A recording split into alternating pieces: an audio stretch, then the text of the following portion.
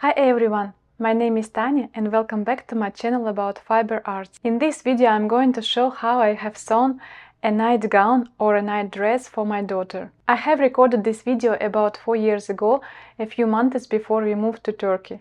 For those who are new to my channel, we lived for 11 years in the United States and then we moved to my husband's country. Me and Turkey, we never accepted each other, and it was painful for me to look at the photos and videos taken in the United States while I was living in Turkey. Now, 4 years later, we are back in the United States and I really want to edit this video and post it to my YouTube channel. And I hope you will enjoy it. As for the pattern, for this project I've used children's corner. I'm going to show you in the video step by step how I modified it to make this dress. You don't need to have children's corner necessarily.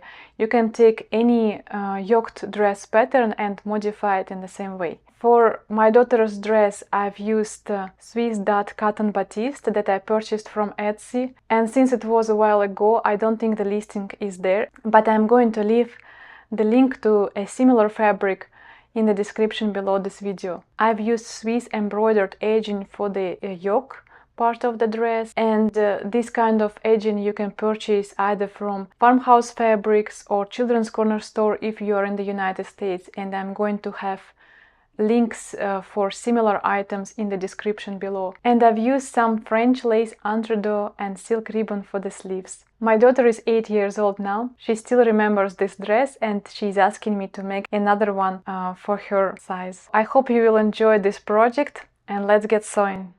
The yoke will be assembled using Swiss edging, so its width should be equal or slightly wider than the yoke length. I start by tracing the front yoke with seam allowances.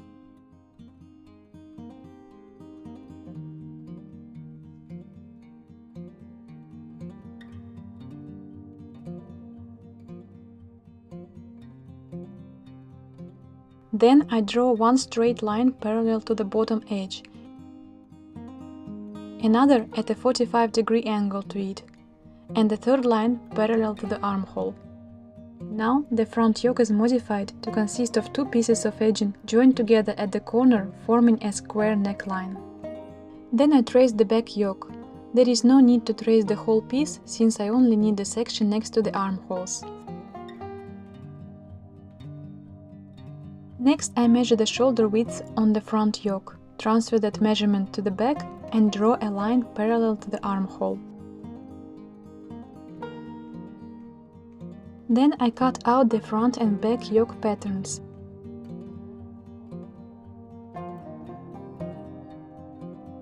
The front yoke is made of two pieces, so I cut along the diagonal line at the corner.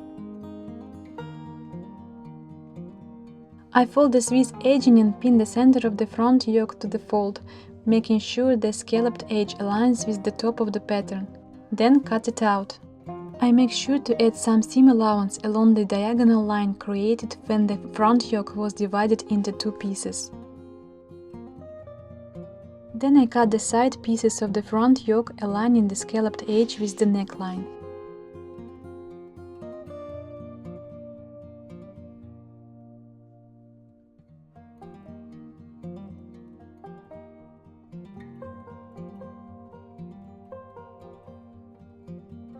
Finally, I cut two pieces for the back yoke.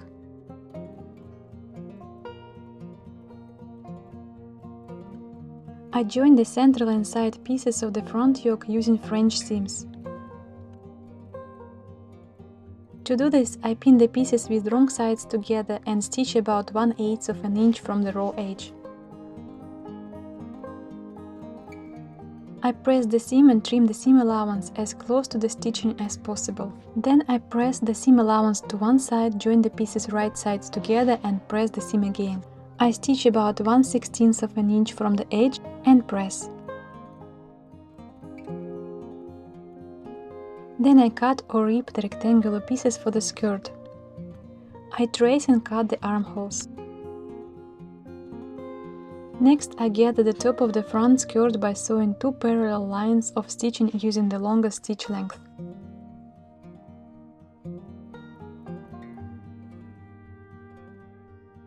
I pull the gathering threads together the top of the skirt to match the width of the front yoke.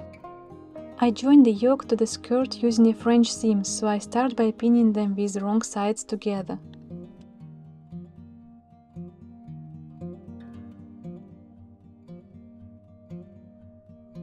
I press the gathers to block them in place and then I stitch. Then I trim the excess seam allowance, turn the pieces to join them right sides together and complete the French seam with the second stitch.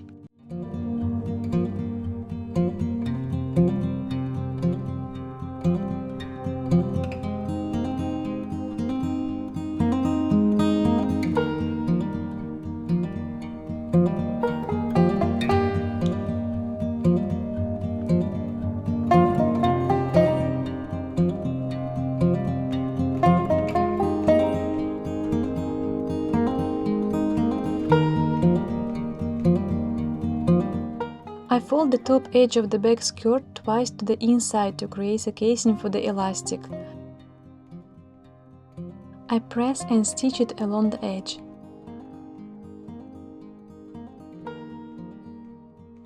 Then I trace and cut the armholes. Using a safety pin, I insert the elastic into the casing.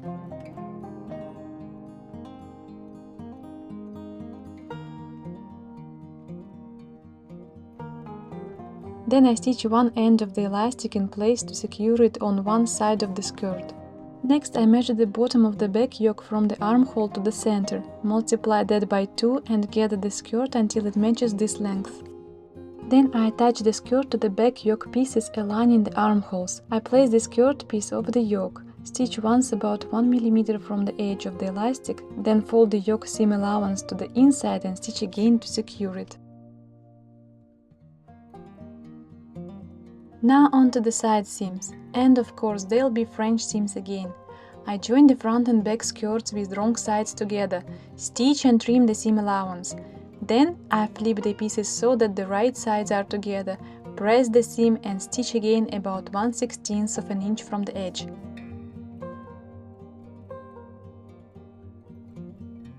By the way, these days I like to make that first stitch with a tiny zigzag.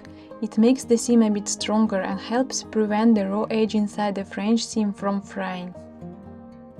Check out my recent smoked skirt tutorial to see a slightly different version of this technique.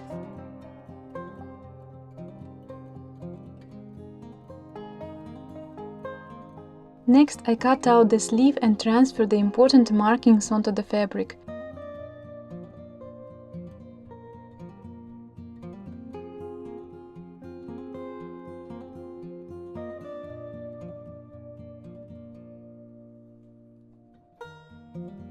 Then I gather the bottom edge of the sleeve between the marks.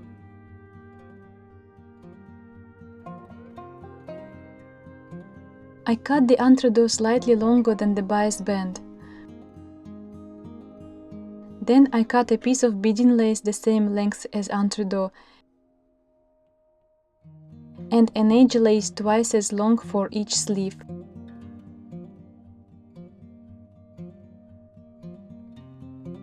By gently pulling the two gathering threads on the lace header, I gather it to match the length of the beading lace.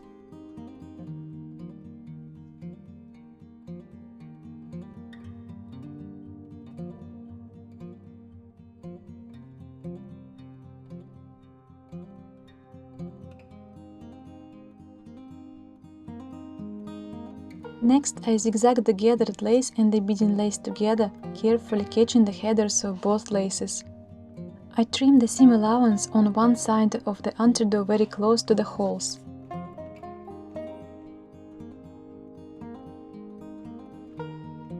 Next, I zigzag the entredeux to the other side of the beading lace, making sure to carefully catch both the lace header and the holes of the entredeux.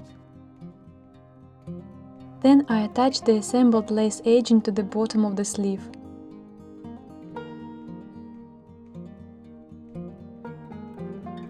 I make the first stitch right next to the entredeux holes, and the second stitch about 1/16 of an inch from the first.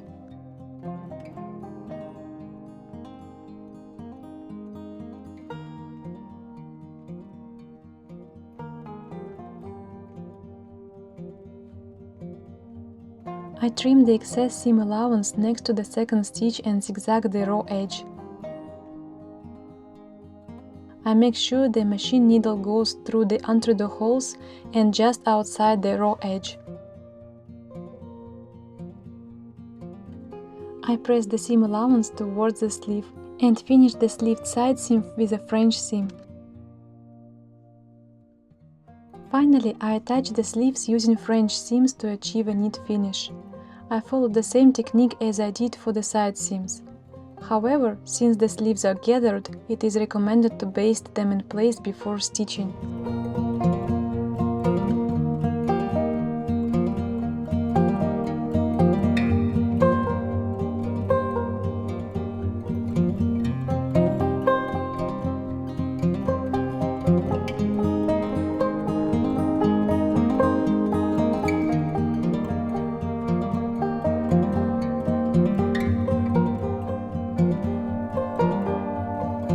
I didn't capture how I finished the bottom, but in my version I added a couple of tucks and finished with a gross tuck.